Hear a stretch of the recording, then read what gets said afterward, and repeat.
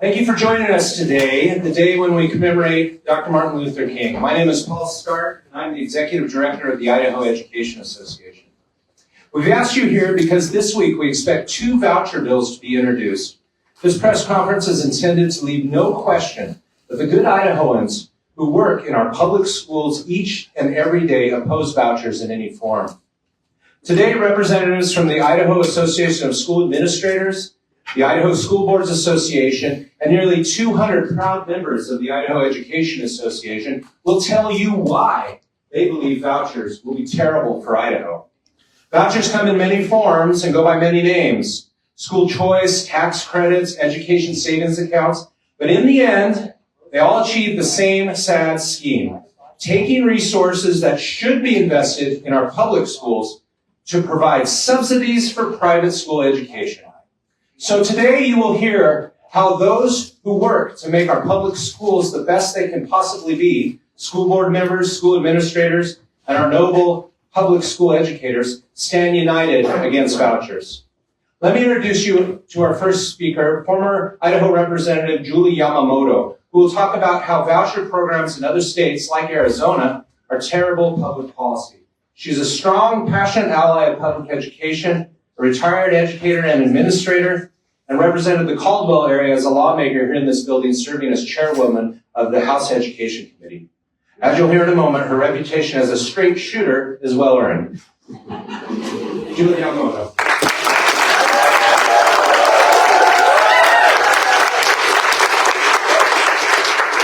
Known and loved by all, I'm sure.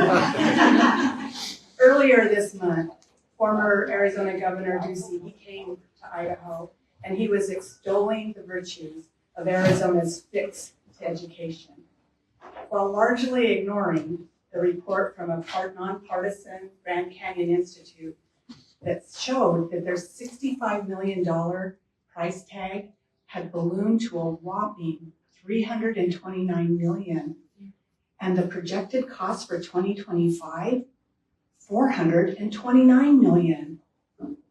This does not sound fiscally conservative. We also didn't hear about people gaming the system. And to be fair, he might not yet have heard about the Colorado couple who applied for Arizona education dollars for their 7 actual real children and 43 imaginary children. This Colorado couple received 100,000 Arizona taxpayer dollars. Well, Idaho will be different. We'll put in safeguards. At what cost? Idaho will be different. We'll litigate. Well, what if the culprit has already spent the money and can't afford the fine? The larger question is, why are we creating a new system if we don't think we can control the system we currently have? I firmly believe that public tax dollars should follow the student, and it should follow the student into Idaho's system of common, free public schools.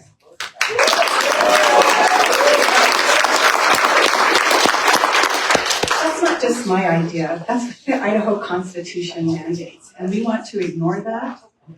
It doesn't make sense to me. If we think the system is broken, then let's put our time and our dollars into fixing that system. Yes. We do not fix the house that we live in by giving money to someone else so that they can live in a different house. It's not too late to tell the legislators that Idaho does not have to touch this politically motivated stove to know that it's hot, that the taxpayer burn is going to be huge, and it's not going to go away, and it doesn't matter what we call it.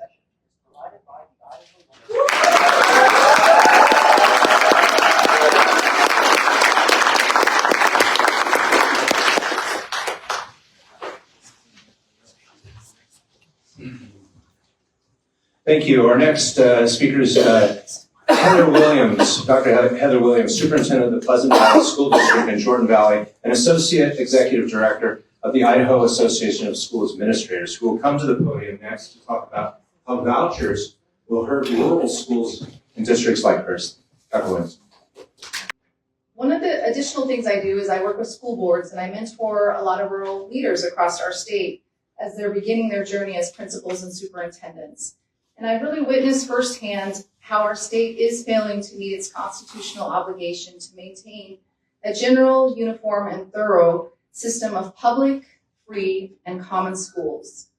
I began my career as a superintendent in Gooding just a few short years after the 2005 Idaho Supreme Court ruling that found that the legislature had violated its constitutional obligation by shifting the funding burden onto local property taxpayers for facilities.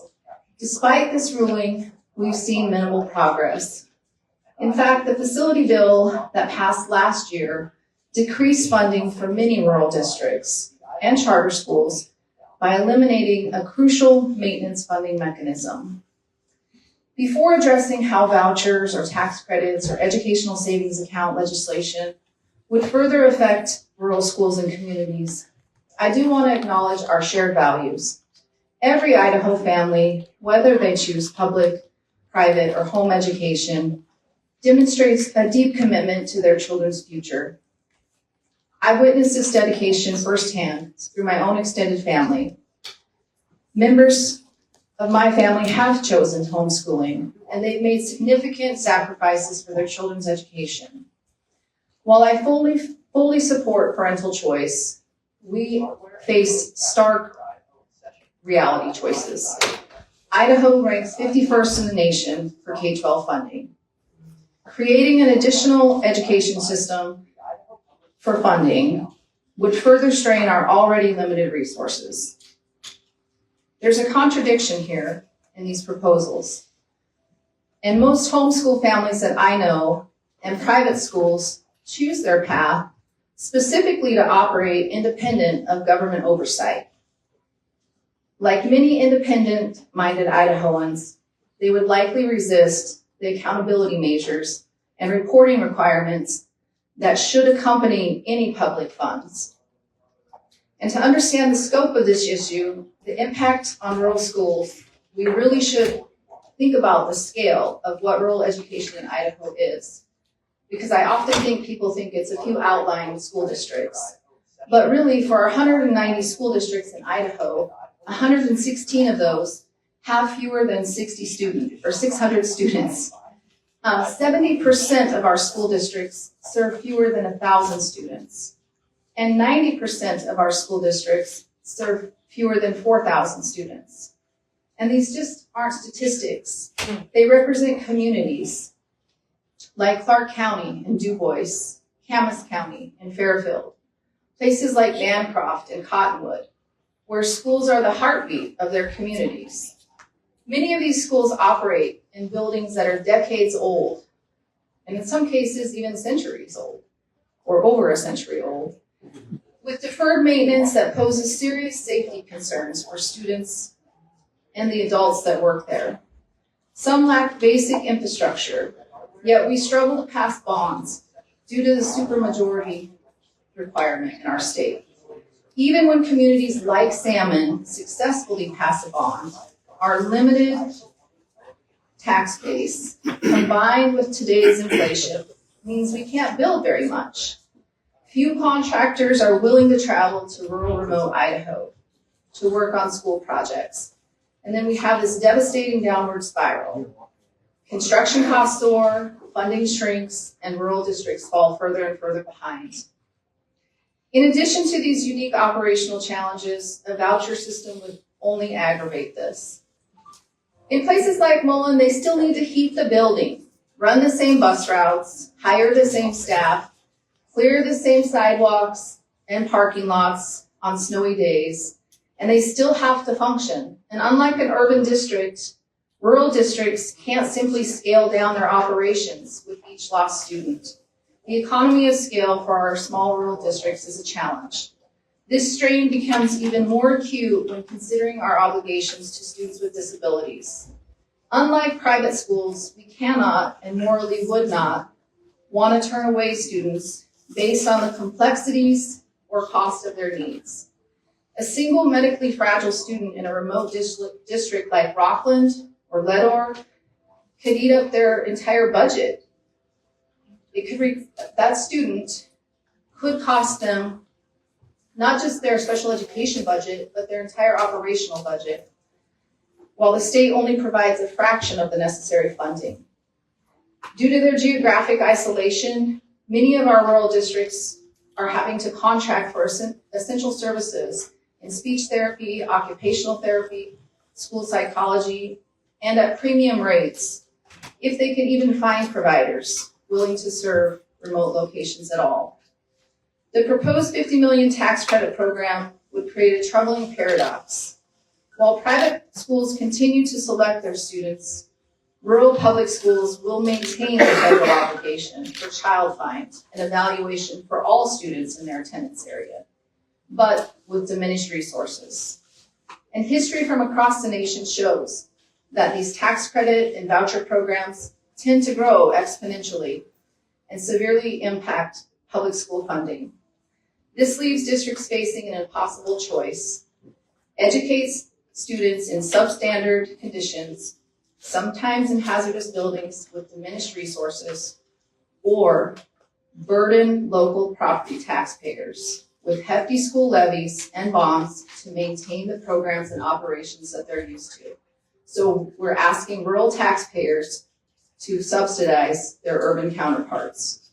This path makes no sense to me and makes Idaho a prime target for another school funding lawsuit.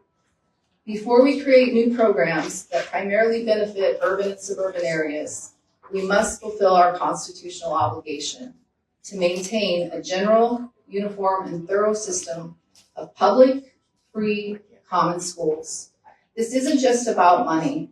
It's about ensuring every Idaho child, regardless of their zip code, has access to educational services.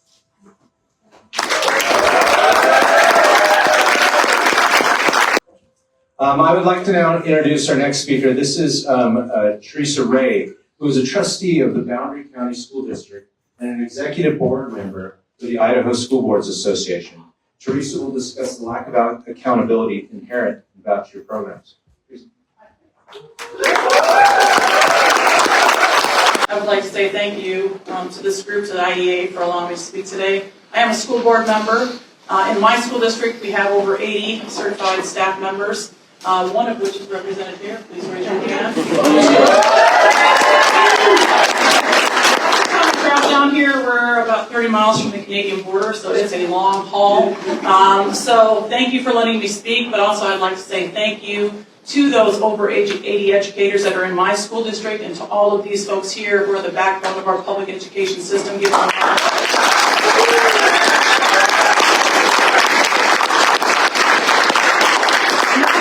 prepared remarks, and I usually read off of them, but in times past I've seen other people come up here and they don't have prepared remarks, and today I don't have prepared remarks because I'm going to speak from the heart. And I'm going to talk to you about accountability. Accountability for me means what's good for the goose is good for the gander. If you're going to require it of a public school system, you should have the same standards and requirements for private schools or people receiving public funds for private purposes.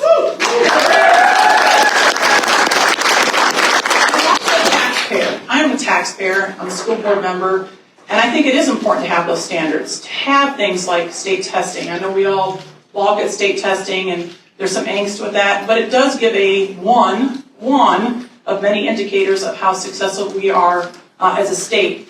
And I don't think we are a failing state. We are 23rd, ranked 23rd according to U.S. News and World Report for public education. So we aren't failing. We're actually in the top 50th percentile of all states around the country, and unfortunately funded to 51st level. 51st. That is crazy to think that. If we are going to require state testing, seat time, teacher certification, for me, a non-negotiable. We should have certified teachers teaching any kid in the state of Idaho. Have standards that we're teaching across the board. Graduation requirements, go-on rates, senior projects, enrollment, holding their feet to the fire too, and then serving, and this is a personal comment of mine is serving all students. Not the ones that you cherry pick, and not the ones that are going to better your standard, your scores, but all students. All students, all students. Let's see what else I want to talk about. I will close. We're not broke. We're doing it right. And we're doing it off the backs of these folks here. I just met for a few minutes with Lieutenant Governor, and I kind of liken it as, because we are 51st and we're at that upper 50th percentile of performance, and we're not being funded, nobody else is doing it for what we're doing it for.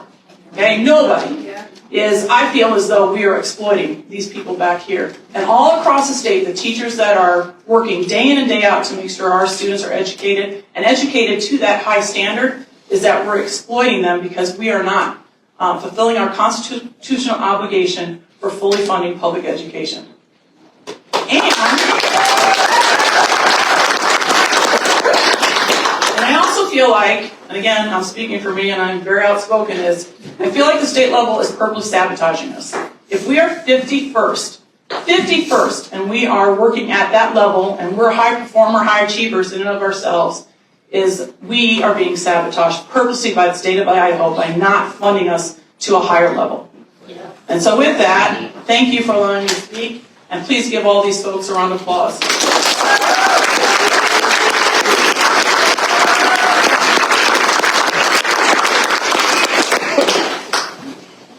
Thank you. Our final speaker is Dr. Melissa Farrow, an educator from the Caldwell School District, the 2016 Idaho Teacher of the Year, and a board member of the Idaho Education Association. She will talk about what could be possible if we invested in our public schools instead of voucher schemes. Dr. Farrow.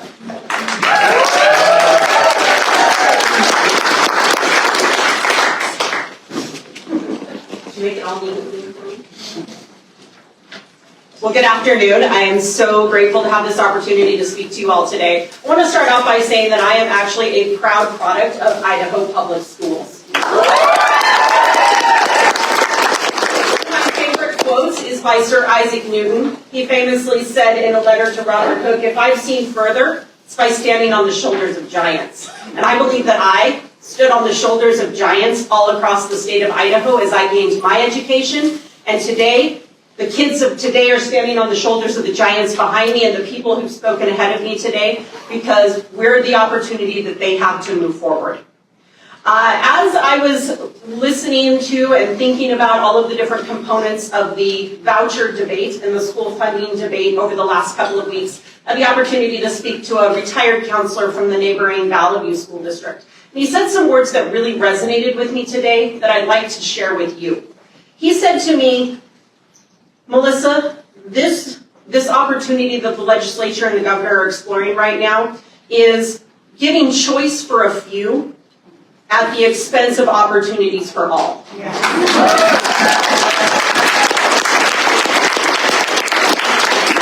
I'd like to encourage our legislators and our governor and the decision makers all across Idaho from the school board level on up to consider 2025 the opportunity for us to dream big for Idaho students. I would like to share with you a couple of opportunities that I think we could wisely spend that $50 million on in our public schools. I have spoken with a counselor in the Caldwell School District, and she said that unfortunately the students that are coming through our middle schools in Caldwell are bringing with them unfathomable baggage, emotional needs, situations at home, stumbling blocks that are preventing them from fully accessing the public education that we want them to have access to. It's really hard to learn math when you don't have food at the table at home. It's really hard to pay attention in English class and become your best writing self when you are struggling with relationships with your friends. My poor counselors in our school district are struggling with situations where we have 2 counselors for almost 800 students in one of our middle schools. And until just recently, our other middle school of, again, almost 800 students didn't have counselors at all because we don't have the money to pay them. They're not getting certified. They're not staying in the state of Idaho, and we're not able to provide the services that our students need when they come to our buildings in order to learn. Another opportunity that I would love for us to dream big on is facilities funding. While I appreciate the efforts of the 2024 legislature in dedicating some funding towards classrooms and facilities across the state, I also want to point out that it was a drop in the bucket compared to the needs that exist in our school districts. I'm not talking about building big, beautiful, fancy, innovative, collaborative spaces, though I would love to see us do that. I'm talking about making sure that the ceiling doesn't fall on somebody's head in the middle of orchestra class. I'm talking about making sure that the parking lot is safe for people to drive in and out of. Then if you've ever attended a school board meeting, I'd encourage you to listen to the section of the school board meeting where your district maintenance supervisor shares all of the building projects that they're currently working on. And start on your own little calculator adding up the price of all of those building projects that are being taken on by the district. And then to compound matters and make things a little bit worse, the districts, when they started receiving those paychecks here over the last few months, are finding that they're being distributed based on average daily attendance. And unfortunately, average daily attendance and students living in poverty often go hand in hand as issues that exasperate each other. So we have our neediest school districts in the state who are receiving less than they were promised to be able to deal with these facilities funding needs. I would love to see us spend that $50 million helping continue to put innovative and collaborative spaces into the buildings across Idaho. I was speaking to some special education teachers who were sharing with me the fact that they love the students that walk through their school buildings and doors every day. But they realize that the cost for educating a student who comes with additional needs educationally, behaviorally, emotionally, physically, just simply costs more than it might for another student. We've just recently seen studies come out of Idaho saying that we have an $80 million gap in funding between what we need to adequately educate our special education population and what we're actually providing right now. I would challenge our legislators to dream big and take that $50 million and help close that gap.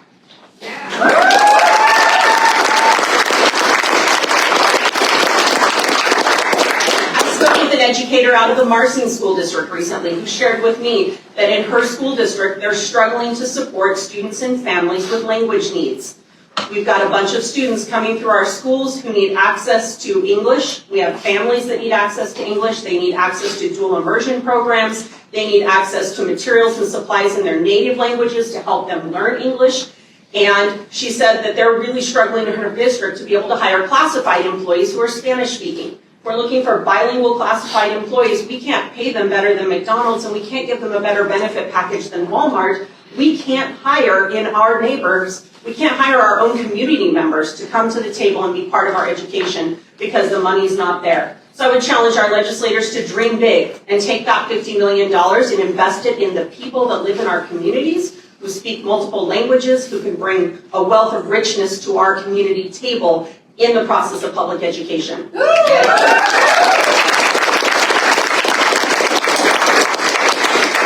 I think the people behind me would all agree, and some of you in the audience, that another huge gaping need in our budgets right now is the ability to recruit and retain high-quality educators. Right now, we have a lot of alternative pathways into the classroom. And while that's putting some people behind desks to be able to educate students, the reality is when people come in through alternative pathways, they often need additional support in the way of professional development, pedagogical training, and sometimes even content support. That costs money to be able to support these humans that we want to be interacting with our students. Unfortunately, that teacher shortage is actually not only impacting the teachers that work in our systems, it's impacting our students as well. I spoke to a teacher at Caldwell High School a couple of weeks ago who has entered into the classroom November 1st. He came into a classroom that's had at least 2 other teachers plus a long-term substitute and a variety of in-between substitutes as we struggle to fill this hard-to-fill science teaching position. And he said that as he was getting ready to get his kids on semester break, he was getting ready to give his semester exam, one of his students came up to him and said, "It's been really nice knowing you, sir." And he says, I looked at the student and I said, "What are you talking about?" He says, "Well, I assume you probably won't be back after winter break, right? We'll have a new teacher in January." And that just broke my heart that we've got these students who are already struggling with loss and trauma in their personal lives. And we bring them to school, we start forming relationships with them, we create a safe place for them to learn. And then in return, because we're not able to continue supporting educators that are in our classrooms, People are leaving the classrooms, and there's one more sense of loss for the kids that are coming through our system. And then last but not least, I had a great conversation just on Saturday with a student who is a senior at Caldwell High School. He is one of the best and brightest. He is one of those students that is just a rock star, and we're so excited to see where he's going to go in life. He's had a goal since 6th grade to attend an Ivy League school. He wants to become an astronaut and an astrogeologist, an environmental astrogeologist for NASA. And he's been attending at his sometimes own expense programs all across the United States to try and position himself to attend Stanford next year. And what he shared with me on Saturday was, Dr. Farrow, I think it's really crazy that I'm sometimes the only kid from Idaho in a room. And when I'm talking to these students from neighboring states and they're sharing with me their high school experience, it looks really different than my high school experience. They've been taking AP classes since their freshman year. They've had access to summer programs and enrichment programs. Their families are able to provide opportunities and experiences for them. Their schools are providing opportunities and experiences for them. Wouldn't it be great if Idaho legislators could dream big and put $50 million into the pockets of high school seniors like this student who are going to go on and be the next generation of shoulders that we stand on?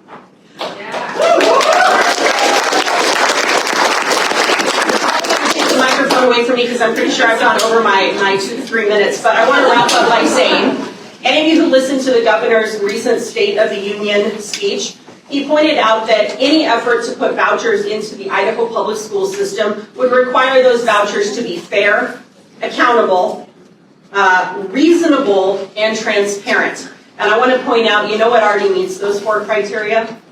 Idaho public schools.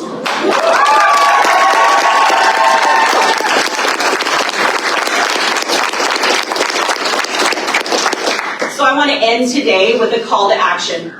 If you hold a decision-making authority role any place in public education, whether it be a local school board, state legislature, or the office of the governor, I'm going to ask you to please invest in your public schools that are accessible to all Idaho students.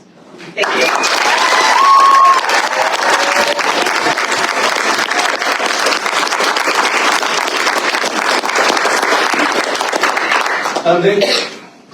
Thank you, everyone, and thanks to the speakers today. And as this is a press conference now, if the speakers would join me, maybe standing up here, we would be happy to take any questions.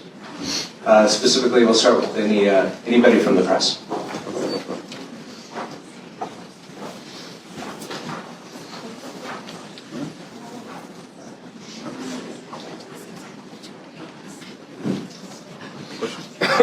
Okay, it doesn't look like too many questions from the press. So anybody, the press is never really shy, but we're glad to have you here. Anybody else, any questions you would like to ask these group of speakers?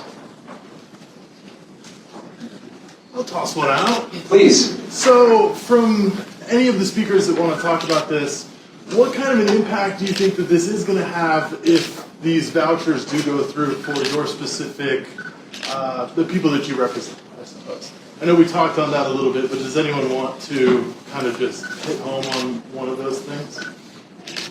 Sure. So we're in the infancy of doing a quick analysis. We talked about dream big and what $50 million could do. $50 million right now, again, the devil's in the details, we'll have this in the next couple days, is it would probably pay off 20 supplemental levies in the state. And yet, we had a House Bill 1, I know it was just kind of one of those House bills they threw out there, a personal House bill, that set the voucher amount at $9,500. And so we're like, wait a minute, Fountain County schools don't receive $9,500 per student. We want every single one of our students to sign up for that and get $9,500. Yeah. Okay? So that set me down this path of what could $9,500 or what could this $50 million do? It could buy out 20 levies across Idaho to the tune of impacting about 160,000 students, over 200,000 registered voters in the county that they vote. Just eliminating those 20 is about a $45 million bill, and we could bring those schools up to a minimum of $9,500 per student. And most of those schools are going to tell you that would probably eliminate most of their special needs gap right now, funding gap. Because I know all of us, a lot of some of the folks that are in the room here could tell you, like Fountain County charging probably $1.7 million out of pocket for paying for special education services. And across the state, if you ask other school districts, they'd probably tell you the same thing. We are woefully underfunded in special education, and that's probably one of the biggest things of why it needs to be fair when if we give money to private institutions, is that they accept all students. Because we live in a world of averages, where if you've got a special needs student who the minute you pair a one-on-one aid with, that student's education now jumps to about $50,000, $60,000 a year. Not $9,500. We're talking 56 by the time they go to OT, PT, speech, all of those services plus that aid, you're looking at a bill of way over $9,500, and it takes, in the law of averages, a bunch of these students down here. I estimate my 2 kids, probably their education was $3,500 a year. Because they can be in a big classroom, they'll sell starters, they're moving out, they're not having any special services. But again, it takes a lot of these kids funded at, that's costing me about $3,500 a year to fund just one of those kids. And guess what? That kid deserves an education too. And we're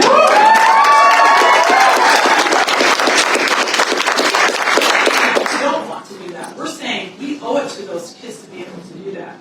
But a private institution's not going to provide that. They're not going to be able to afford it on what they're being given. And we want the state, again, dream big. Dream big, first of all, and just knock down that one obstacle in our place and fund special education. It should just be, for me, for your profoundly special needs kids should be just passed through to the state.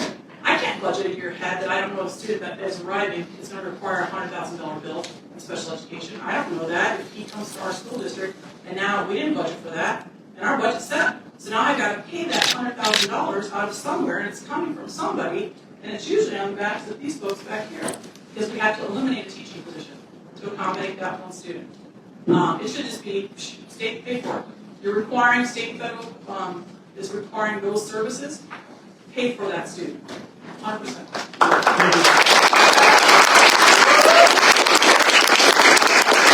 Back to the discussion to say, one of the things I keep hearing, well, it's not a voucher, it's going to be a taxable tax refund. But however you couch it, you're still giving taxpayer dollars to someone. And if you're saying that it can go to people who don't pay taxes, then how does that work? Well, we've come up with a way for that. We're going to say that you can put in and say that you need X number of dollars. So instead of being us reimbursing you since you don't pay any taxes, we're just going to fork over this money. Well, what could possibly go wrong with this scenario? And then this idea that, well, if they don't take us up on it, which I guess a lot of them won't, then what does it need the money for? And that would be people who already have their shows in those schools. And what could possibly happen with that? Well, if we look at other states, and I see, these other states should be our warning. And I would like to think we're so smart that we aren't going to make the same mistakes, but it looks like we're poised to go headlong into doing exactly that. And I just think, what happens when we give this money to people with no return on investment expected, because parents vote with their feet like they don't already in public schools? Can you not now, if you're in a school that is deemed failing, let that child go somewhere else? I think we can. So we look at all these arguments of how we're going to get this money into these hands, and if it goes into the hands of those who are already paying, and if we look at other states, and other states' private schools are then upping their tuition because they know those people will already pay this much, and now they just up it to here. And then what happens if we decide we're going to build a school using those funds so that my religious beliefs get inculcated when we have just got done saying that schools shouldn't be inculcating values? I am just getting political whiplash from the, wait, we trust parents, we can't trust parents. The schools are failing. That it's a crazy argument. And so I guess I would just, these are not things that have not been said, but heed the warnings. You see it. Make a good decision. And that's why I say to my colleagues in the Idaho legislature that I know and love. A lot of those people are really good people, but really good people can make really poor decisions. Let's not let this be one of them.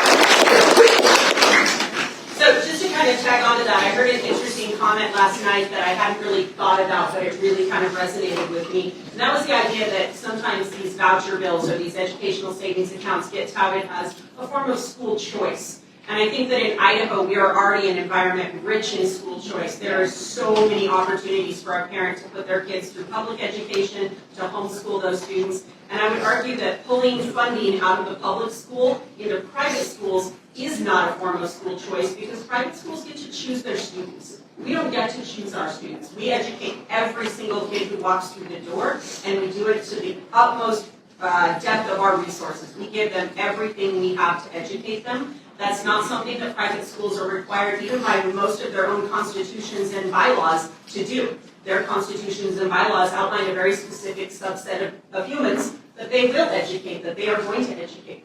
We educate everybody, so I would argue we're not talking school choice here. We're talking schools could choose you. If you want school choice, come to the public school system.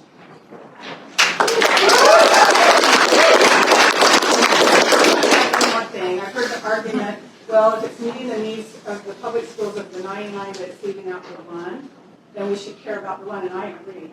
And I think that this $50 million should then go to that school to say, what would we need to do to meet the need of the one? And let's use the system that we already have to meet the needs of our children. They do deserve it, the 99 and the one. Other questions from anyone? Any questions? All right, thank you. Thank you. Thanks, everyone.